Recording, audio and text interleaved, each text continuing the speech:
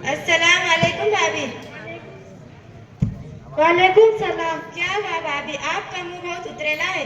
किसी के साथ झगड़ा किया कि तुम्हारे सास ने कुछ बोली तुमको? नहीं भाई, सास ने कुछ नहीं बोली। तुम्हारे भाई के साथ दो दो बातें हो गई मेरे। किस बात पर भाई से झगड़ा रही हो? अजी क्या हुआ, अगले इतवार को मेरे खाला की लड़की की शादी है। हम तुम्हारे भाई बोलते हैं कि तुम शादी के दिन जाए, फिर शाम को वापस आ जा। अब आप बताओ, भाभी की शादी के 4 दिन पहले रत जगह होता है, गुलगुले बांटे जाते हैं और तबड़िया तोड़ते हैं। फिर जब शादी का 3 दिन रह जाए तो उसे हल्दी का दिन कहते हैं। उस दिन दुल्हन को हल्दी लगाई जाती है। हमारे जुने बुढ़े हैं तो ढोल बजाकर गाने गाते हैं। फिर जब शादी को 1 दिन रह जाए तो उसे मंडुए का दिन कहते हैं। उस दिन घर के सामने मंडुआ डालते हैं। फिर नया मटका ला के उसको सुपारी बांधना, दुल्हन को चौरस पर बिठाना, कितनी सारी चीजें रहती है। हम बोलते कि तुम शादी के दिन जा और शाम को वापस आ जा, करके दो बात हो गया हमारे। हाजी भाभी, पिछले महीने मेरे चाचा की लड़की की शादी थी ना, तो गुड्डू के अब्बा मुझे बोल रहे थे अपने को बहुत काम है, अब शादी के दिन जाकर खड़े खड़े आ जाएंगे। मैंने बोली भाई तुम्हारे काम हमेशा के, मेरी बहन की शादी ना रोज लग रही है, तुमको आने का रहा तो तुम्हारी शादी के दिन में चली, रजिका के 1 दिन पहले गई तो वो वलीमे के दूसरे दिन आई। देखो वाला भाभी, तुमने तड़क फड़क बोले तो जान दे तुमको। मैं अम्मू बजे बजे के थक गई, फिर ही बाबा जानने दे रहा। भाई तुम बोल रहे पर ऐसा मैंने ऐसा सुनेला, ये रज्जिका फिज्जिका हल्दी मनवा ये सब करना जायज नहीं है। मेरे जेठ जाते रहते जमात में तो घर को तालीम करते, तो बोल रहे थे बाकी आपने को कुछ मालूम नहीं क्या सही और क्या गलत। हाजी भाभी, पर ये सब पहले पास में जुने बुढ़ों के जमाने से, फिर तुम बस क्या बोलते हैं, जायज नहीं है। मुझे काय को बोल रही भाई तुम, मैंने सुनी मेरे जेठ के मुंह से करके बोल रही, नहीं तो मुझे क्या करने का, तुम कुछ भी करो क्या भी करो। अरे तुम दोनों ऐसे झगड़े न करो। वो देखो आलिया बाजी आ रही है, अपन उनको पूछेंगे। अस्सलाम वालेकुम वरहमतुल्लाहि वबरकातुहू। वालेकुम अस्सलाम वरहमतुल्लाहि वबरकातुहू। अरे अलीमा बाजी, आपने हमको सलाम क्यों किया? सलाम तो हमने करना चाहिए था आपको। हाँ बाजी, आप तो उम्र में भी बड़े और दिन की समझ भी तुमको ज्यादा है ना। तुमसे किसने कहा कि जो उम्र में बड़ा हो वो छोटों को सलाम ना करे? पर देखते हैं माया को, एक छोटी उम्र की भाई सलाम करना भूल गई ना, तो बड़ी उम्र की भाई लगे टोकती उसको। हम बोलती क्या के सलाम कलाम है कि नहीं, कुछ चली मोले की वजह से करके हमको लगा जो बड़े होते हैं वो सलाम नहीं करते। नहीं, ये गलत है। किसी भी औरत को ये कहने का हक नहीं है कि वो दूसरी औरत को टोके कि मुझे सलाम क्यों नहीं किया। अगर छोटी उम्र की औरत तुम्हें सलाम नहीं करती तो तुम उसे सलाम करो, क्योंकि जो औरत पहले सलाम करती है वो अल्लाह ताला को ज्यादा पसंद है। बोले तो तुम ऐसा बोल रहे हैं कि कभी सास ने बहू को सलाम करी है तो सास को ज्यादा सवाब मिलेगा ऐसा?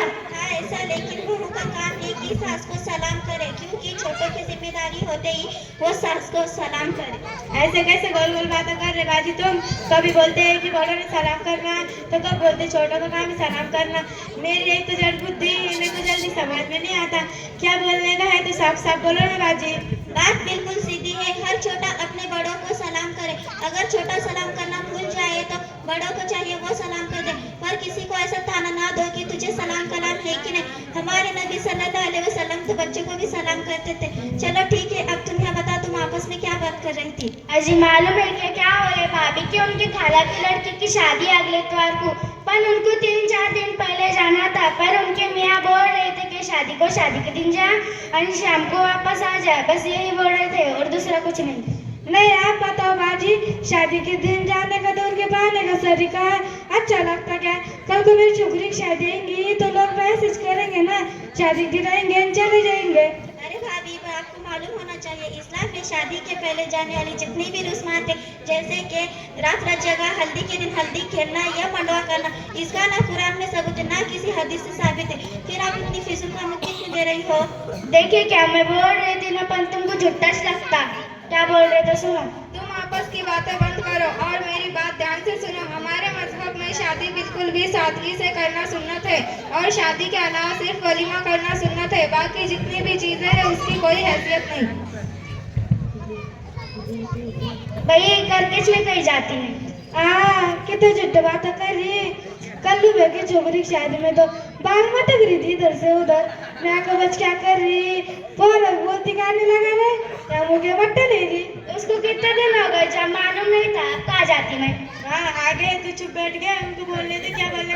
हाँ देखो मैं इसके नाम में भूल गई भाई, मैं बूढ़ी थी। हाँ क्या जी बाजी, सच क्या बाजी, आपने में राज्य का फिर का जायज नहीं है क्या?